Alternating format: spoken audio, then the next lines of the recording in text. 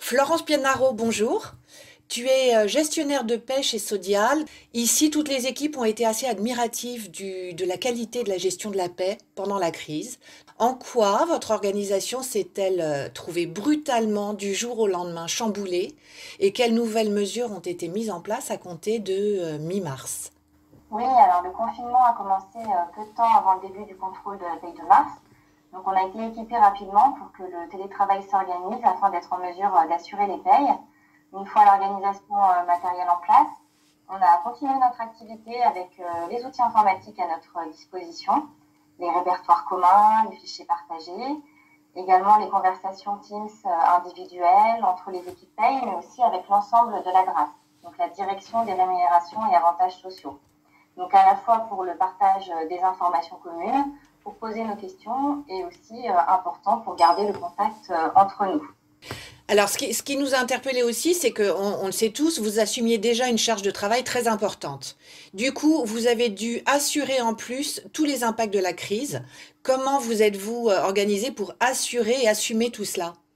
Au niveau du chômage partiel, par exemple, il y a eu un travail important sur le paramétrage du logiciel de paye et sur les calculs de salaire de référence à prendre en compte. Et nous, en tant que gestionnaire de paye, on a principalement un travail de contrôle à effectuer. Il y a aussi eu des changements au niveau des arrêts de travail, avec la création des arrêts pour garde d'enfants, les arrêts pour personnes à risque et également les arrêts pour les salariés confinés. Donc au niveau du SIRH, ça a nécessité la création de différents motifs d'absence dans le logiciel de gestion des temps et une adaptation avec le logiciel de paye. De notre côté, on a dû appliquer de nouvelles règles, que ce soit au niveau du maintien de salaire ou de la suppression des délais de carence pour le versement des indemnités journalières.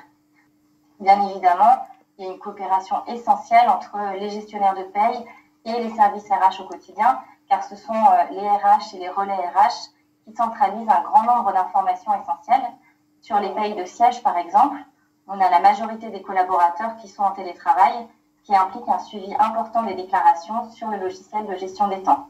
Donc ça représente une charge de travail plus importante que d'habitude, et donc les échanges ont été encore plus nombreux pour faire face à ce contexte particulier.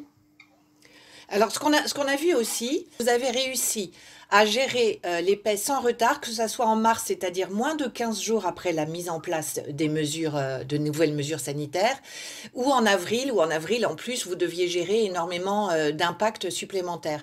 Comment avez-vous fait? Oui, alors même si les périodes de paye sont toujours stressantes d'une manière générale, et d'autant plus quand il peut y avoir des imprévus ou des évolutions légales, en fait, chacun est mobilisé à son niveau et c'est ce qui permet qu'on puisse assurer une paye juste chaque mois. Donc, entre les collègues, nos responsables, il y a toujours une grande disponibilité. Quand on a des questions, on peut échanger à tout moment.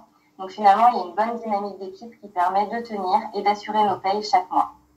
Donc une équipe solide, engagée et solidaire, c'était ça le secret. Oui, c'est ça. Écoute, merci beaucoup Florence, et je te dis à très bientôt. Au revoir. À bientôt. Au revoir.